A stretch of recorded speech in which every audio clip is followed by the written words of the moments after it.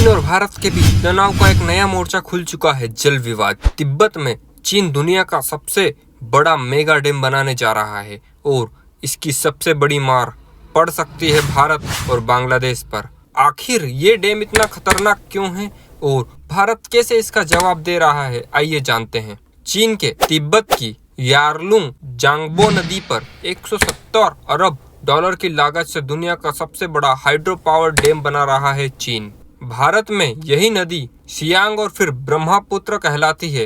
Experts का मानना है कि सूखे मौसम में इस डैम से भारत के जल प्रवाह में 85% तक की कमी आ सकती है। भारत की सबसे बड़ी चिंता की बात यह है कि चीन पानी को हथियार बना सकता है। पहले ही अरुणाचल प्रदेश को लेकर चीन दावा करता रहा है और अगर पानी रोका गया तो इसका असर लगभग 10 करोड़ लोगों पर होगा। भारत, बांग्लादेश और यहाँ तक कि चीन पर भी होगा। यानी यह नदी का विवाद नहीं बल्कि एक रणनीतिक और सुरक्षा का भी मुद्दा है। भारत भी पीछे नहीं है। अरुणाचल प्रदेश में सरकार बना रही है अपर सियांग मल्टीपर्पज डैम। इसकी जल भंडारण की क्षमता होगी लगभग 14 बिलियन क्यूबिक मीटर और इस डैम का मकसद है सूखे में पानी की सप्लाई रखना, बाढ़ में सुरक्षा करना और चीन के प्रभाव को संतुलित करना। एक्सपर्ट का मानना है कि अगर चीन और भारत दोनों डैम बनाते हैं तो गुवाहाटी में पानी की कमी लगभग 11% होगी, लेकिन अगर सिर्फ चीन ही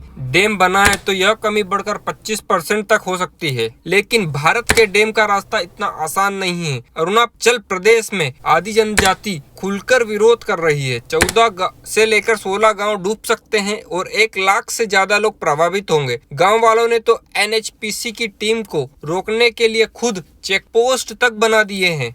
राज्य सरकार और केंद्र सरकार ने परियोजना का समर्थन किया है। पुनर्वास और मुआवजे को लेकर $3 मिलियन की योजना बनाई गई है। कुछ गांवों ने एनएचपीसी को काम की अनुमति दी है, लेकिन विरोध पूरी तरह से खत्म नहीं हुआ है। भारत का डैम बनने में कम से कम 10 साल का समय लगेगा और वहीं चीन का मेगा डैम 2030 तक पूरा हो जाएगा। एक्सपर्ट्स जानकारी दे रहे हैं अगर मानसून में अचानक पानी छोड़ा गया तो भारत का डैम बह भी सकता है और यह इलाका एक अर्थक्वेक जोन भी है और यहाँ का मौसम भी खराब रहता है। इससे भूस्खलन, ग्लेशियर, झील में विस्फोट और डैम की सुरक्षा पर गंभीर सवाल खड़े होते हैं। कई एक्सपर्ट्स मानते हैं कि भारत और चीन दोनों को आपस में सहयोग और संवाद करना होगा। तो यह तो बिल्कुल साफ है कि यह सिर्फ जल विवाद नहीं है, यह एक रणनीतिक, सामाजिक और पर्यावरणीय संकट है जो